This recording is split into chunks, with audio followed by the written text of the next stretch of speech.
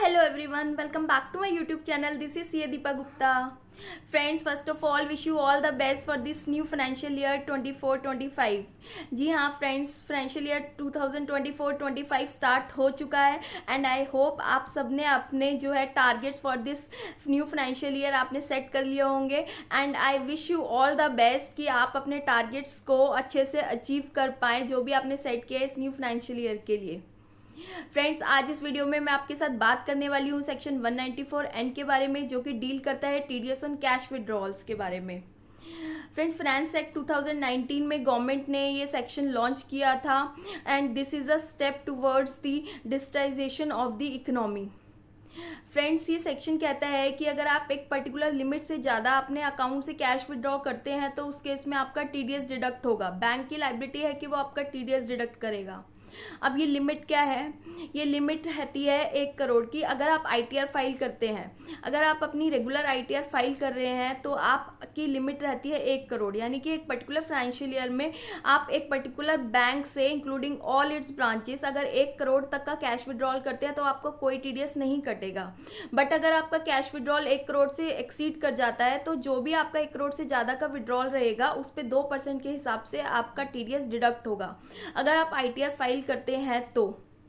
और अगर आप आईटीआर फाइल नहीं करते हैं तो उस केस में ये 1 करोड़ की लिमिट जो है वो रिड्यूस हो जाती है 20 लाख। तो अगर आप आईटीआर फाइल नहीं करते तो 20 लाख से ज़्यादा का आपका जो भी कैश विड्रॉल होगा अप टू 1 करोड़ उस पर आपको 2% के हिसाब से टीडीएस जो है वो डिडक्ट किया जाएगा। और 1 करोड़ को जैसे ही आपका कैश विड्रॉल जो है वो एक्सीड करेगा तो 1 करोड़ के बाद जो भी आपका विड्रॉल होगा उस पर 5% के हिसाब से टीडीएस कटेगा। तो फ्रेंड्स, 2 कैटेगरीज है। अगर आप अपनी आईटीआर फाइल करते हैं तो 20 लाख की लिमिट है।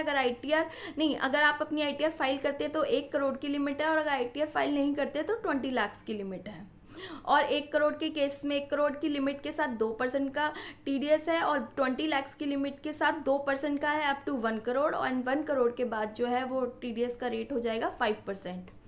और जो ये लिमिट है ये एक पर्टिकुलर फाइनेंशियल ईयर में है, एक पर्टिकुलर बैंक के लिए है, यानी कि एक पर्टिकुलर बैंक की अगर आपके पास मल्टीपल ब्रांचेस में अकाउंट है, यानी सपोज आपका एचडीएफसी बैंक की 3 ब्रांचेस में अकाउंट है तो तीनों ब्रांचेस को कंसोलिडेट करके आपका कैश विड्रॉल जो है वो कैलकुलेट किया जाएगा। और अगर आपका सपोज मल्टीपल बैंक्स में अकाउंट है, यानी कि एक अकाउंट आपका एचडीएफसी में है, एक अकाउंट आपका आईसीआईसी में, तो लिमिट आपकी जो है वो आईसीआईसी बैंक के लिए अलग कैलकुलेट होगी, एचडीएफसी के लिए अलग कैलकुलेट होगी, यानी कि 1 करोड़ उसके लिए, 1 करोड़ उसके लिए। ये जो लिमिट है ये एक पर्टिकुलर फाइनेंशियल ईयर के लिए, एक पर्टिकुलर बैंक के लिए है। सो फ्रेंड्स, आई होप आपको ये सेक्शन जो है वो क्लियर हो गया होगा कि अगर आप अपनी आईटीआर फाइल करते हैं तो 1 करोड़ से ज़्यादा पे आपका 2% पे कैश 2% के हिसाब से टीडीएस डिडक्ट होगा। अगर आईटीआर फाइल नहीं करते हो तो 20 लाख से ज़्यादा पे आपका 2% के हिसाब से अप टू 1 करोड़ तक कैलकुलेट होगा। 1 करोड़ के बाद 5% के हिसाब से कटेगा। So this is all about section 194N। I hope आपको इस सेक्शन के बारे में क्लैरिटी आ गई होगी। मुझे ऐसा लगता है कि लोगों को इस सेक्शन के बारे में अवेयरनेस बहुत कम है, इसीलिए मुझे लगा कि मुझे ये वीडियो बनानी चाहिए जिससे कि लोगों को पता चल सके।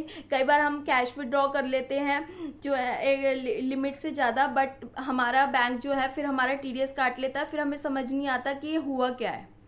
आपको ये पता होना चाहिए कि कैश विड्रॉ करने पे भी टीडीएस एप्लीकेबल होता है। तो आई होप आपको इस वीडियो को देखकर क्लैरिटी आ गई होगी। अगर आपको ये वीडियो अच्छी लगी हो तो प्लीज़ वीडियो को लाइक कीजिए, शेयर कीजिए और हमारे चैनल को सब्सक्राइब कीजिए फॉर मोर यूजफुल अपडेट्स। मिलते हैं नेक्स्ट वीडियो में। Till then keep learning and keep growing. Thank you.